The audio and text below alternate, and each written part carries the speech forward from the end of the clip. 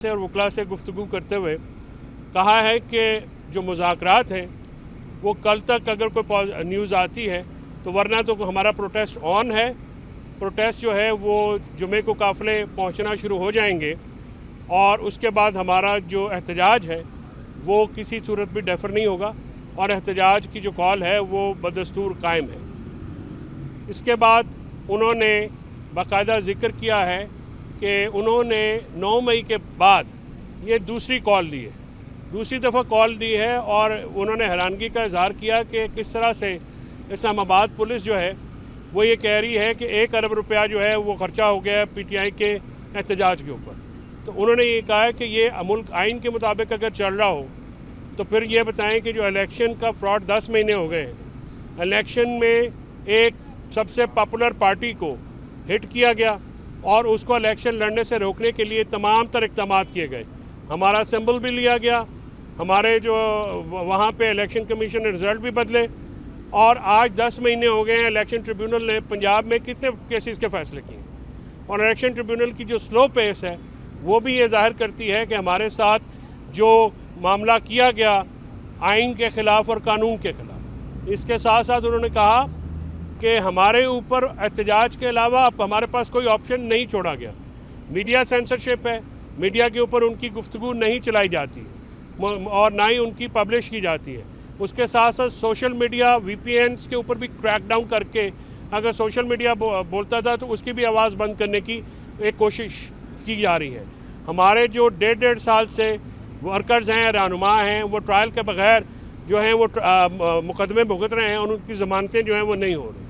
तो उन्होंने कहा कि मुल्क तो आइन के मुताबिक, कानून के मुताबिक नहीं चल रहा। इसके बाद पाकिस्तान तहरीक-ए-इंसाफ वाहिद फेडरल पार्टी है जिसकी मुल्क की 4 सूबों में और आज़ाद कश्मीर में भी जड़ें हैं और मुल्क में दहशतगर्दी का मुकाबला करने के लिए एक फेडरल पार्टी की ज़रूरत है और PTI वो वाहिद जमात है जो कि इस वक्त दहशतगर्दी का मुकाबला सियासी तौर पर करने के लिए इस पोजीशन में है।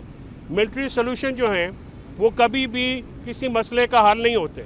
सियासी जमातें मुल्क को इकट्ठा रखती हैं, लिहाजा 2 prong स्ट्रेटजी होती है। अगर मिलिट्री आप एक्शन करेंगे तो उसके साथ साथ फिर पॉलिटिकल एंगेजमेंट ज़रूरी होती है और पॉलिटिकल एंगेजमेंट पाकिस्तान तहरीक-ए-इंसाफ के अलावा नहीं हो सकती। इसके साथ साथ उन्होंने ये कहा कि जो 9 मई का मुज़ाकरात की जो स्पेशली जो मैं क्लैरिफाई करना चाहता हूँ, उन्होंने कहा कि ताली 2 हाथों से बजती है। मुज़ाकरात के लिए हमने अपना एजेंडा दिया है, अब दूसरा फरीक उससे आता है, वो कोई अपने मुज़ाकरात के अगर एजेंडा देते हैं तो फिर उसके बाद बात आगे बढ़ती है। अगर बात आगे बढ़ती है और हम किसी पॉजिटिव साइड पे जाते हैं तो सेलिब्रेशंस करेंगे, वरना हम एहतजाज करेंगे। और ये जो हमारी डिमांड है वो तो 3 डिमांड जो पहले दिन थी पाकिस्तान तहरीक-ए-इंसाफ की तरफ से 3 डिमांड्स रखी गई हैं। मैंडेट, स्टोलन मैंडेट की वापसी, 26वीं आईनी तरमीम का रिवर्स होना और हमारे जो असीर कारकुनान हैं और रहनुमा हैं जिनको जेलों में जाली मुकदमों में रखा गया है उनकी फौरी रिहाई जो है, ये 3 मुतालबे हैं। अब दूसरी तरफ से अगर कोई मुतालबा आता है, अभी अलीमीन गंडापुर साहब की भी मुलाकात होनी है, हो रही है, तो वो भी आपके सामने लाई जाएगी। तो इसमें जो एक तासुर कल से दिया गया कि जी डील हो रही है या किस किस्म की, बिल्कुल मैं इसको यकसर मुस्तरद करता हूँ खान साहब की हिदायत के ऊपर कि ऐसी कोई बात नहीं है।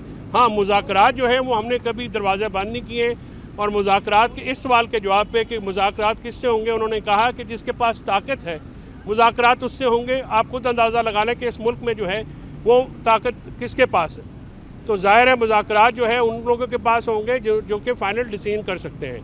9 मई के उन्होंने वाक़यात पे ये कहा कि जब हमने वारंट इशू हुए 14 को तो हमने वहाँ पे गारंटी दी कि हम सुबह पेश होंगे और ज़ाब्ता फौजदारी के तहत आप ये गारंटी दे देते हैं।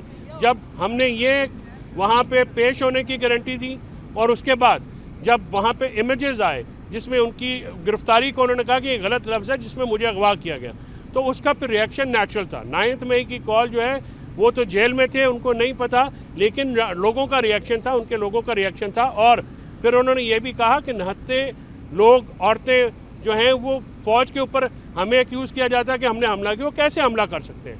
फ़ौज के ऊपर कोई यास्मीन राशिद टैंक पे चढ़ी हुई थी या कोई दूसरे हमारे लोग थे, वो कोई गनर्स थे, वो तो 69 लोग थे, तो 69 लोग नहीं कर सकते थे। इसी तरह उनसे सवाल पूछा गया कि ऑडियोज़ जो आई मुराद सईद साहब की या दूसरी, तो उन्होंने कहा कि देखिए मैंने हमेशा पुरअमन कॉल एहतजाज की कॉल दी, किसी ने किसी भी इंस्टॉलेशन के ऊपर हमले को नहीं उकसाया। पुरअमन एहतजाज हमारा आइनी हक है और पुरअमन एहतजाज करने का हमें आइन और कानून हक देता है। इस हुकूमत ने 2 साल में हमें 2 जलसे करने की इजाज़त दी और उन जलसों के बाद भी हमारे वर्कर्स को, हमारे रहनुमाओं को जाली पर्चों में एंटी टेररिज्म के पर्चे करके उनको जो बुक कर दिया गया और एक फसाइयत और बर्बियत जो स्टेट एट्रॉसिटीज़ हैं उनका निशाना बनाया गया। तो उन्होंने ये कहा कि हमारा जो एहतजाज है वो बिल्कुल ऑन है। मुज़ाकरात जो है वो ना पहले कभी इनकार किया है ना अभी इनकार करेंगे। अगर मुज़ाकरात जो हैं आगे बढ़ेंगे तो हमारा एहतजाज जो है वो सेलिब्रेशंस में मुंतकिल हो जाएगा, वरना हम अपने पूरी कौम को, उन्होंने दोबारा ये कहा है कि पहले जो उन्होंने कॉल दी 4 अक्टूबर को वो पार्टी के लिए थी, अब ये जो कॉल है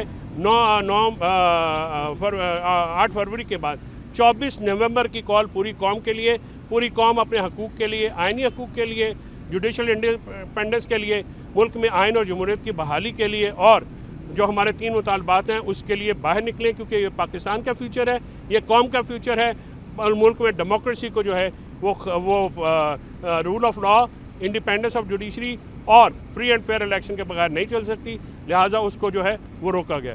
तो आज की ये गुफ्तगू जेल के अंदर जो हुई वकला से और मीडिया से, मैं आपको एज़ यूजुअल जो है मैंने आपको दोबारा वो दोहरा दी। ये गैप जो है ये मौक़िफ़ का तज़ाद नहीं है डॉक्टर साहब। आज भी खान साहब ने कहा है कि अगर उन दोनों ने मुझसे इजाज़त मांगी है तो ज़ाहिर है उनको कोई ऑफ़र आई है तो उसके ऊपर प्रजम्पशन के ऊपर तो नहीं मांगेंगे ना। बात यह है कि आप एक चीज़ अलाउंस देना, या तो खान साहब बनी गाला बैठे हों और PTI में जो हमारे लोग हैं, लीडरशिप है, वो कोई और बात करी हो तो फिर राब्ते बहाल होते हैं। देखिए यहाँ से अब आपसे बात करते हैं, यहाँ से हम आगे जाएंगे, टेलीफोन्स भी यहाँ पे नहीं चलते हैं, तो राब्ते का थोड़ा फुकदान है। राब्ते का फुकदान जब होता है तो फिर ऐसी कोई थोड़ी सी डिविएशंस आ जाती हैं, लेकिन तहरीक इंसाफ का मौक़िफ़ इमरान खान के मौक़िफ़ से कभी भी अलहदा नहीं हो सकता। रात को भी वकास अकरम शेख साहब ने प्रेस कॉन्फ्रेंस की और उन्होंने ये सारे जो है मौक़िफ़ खान का दोहराया भी, प्रोग्राम्स में भी ये सारी बात की है। लेकिन अगर कोई थोड़ी बहुत डिविएशन आपको लगता है, ये मीडिया की बात जो है वो इसलिए आ जाती है क्योंकि देर सवेर हो जाती है। आपको पता है कि अडयाला में जाना भी मुश्किल है, आना भी मुश्किल है, फिर वहाँ पे कुछ ऐसे मामलात हो जाते हैं जिससे देर हो जाती है। कल बहुत देर हो गई थी, लेकिन ये मामलात बिल्कुल वो जो फिर कल अलीमा खान साहब ने भी इसको क्लैरिफाई किया। सो ये कुछ थोड़ी बहुत अगर कन्फ्यूजन होती है तो कोशिश ये होती है कि ना हो, लेकिन उसका आप थोड़ा सा हमें ये कंसेशन दे दिया करें, क्योंकि खान साहब जेल में हैं। जेल से और बाहर बैठे हुए जो कम्युनिकेशन गैप है शायद उसकी वजह से लोग हैं जो मुज़ाकरात के मुखालिफ हैं। कुछ ताकतें ऐसी हैं जो कि मुसलसल जबरी फसाइयत और रियासी जबर के ऊपर उनकी, और ख़ासकर पंजाब हुकूमत जो है वो उस पर है, मसर है, और उन्होंने पंजाब और सिंध में हमारे लोगों को गिरफ़्तार किया जाता है जब भी कोई इसका जलसे का या एहतजाज का अनाउंस होता है, एक टेरर करने के लिए। लेकिन इस बार इतनी पब्लिक निकलेगी इंशाल्लाह कि वहाँ पे आपको ये नंबर जो है ये इनको ये भी छोड़ने पड़ेंगे। तो एक कुछ लोग हैं जो कि विद इन द गवर्नमेंट जो है वो इस चीज़ को नहीं चाहते होंगे, सबोटाज करने की कोशिशें होती हैं, लेकिन जमहूरियत और आइन बचाना जो है पाकिस्तान तहरीक इंसाफ ने हमेशा उसके लिए खड़ा हुआ है और आइंदा भी खड़े होंगे। हमारे लोगों ने बहुत कुर्बानियाँ दी हैं, इस कुर्बानियों को खान साहब ने कल भी सराहा है और आज भी सराहते हैं कि जो वर्कर्स हैं, जो हमारे लीडरान हैं, जिसमें शाह महमूद कुरैशी, उमर चीमा, चौधरी जहाज साहब, महमूद रशीद साहब, यास्मीन राशिद साहिबा समेत जितने भी लोग हैं जिन्होंने जेलें काटी, अगर एक एक बयान देते तो वो पार्टी छोड़ देते तो आज रहा हो जाते, लेकिन उन्होंने तमाम फसाइयत का सामना किया और नज़रिए के लिए खड़े हुए। तो PTI एक नज़रियाती जमात है, PTI के वर्कर्स नज़रियाती हैं और इंशाल्लाह ये नज़रिए की बुनियाद पे जो जमात है वो खड़ी है और खड़ी रहेगी।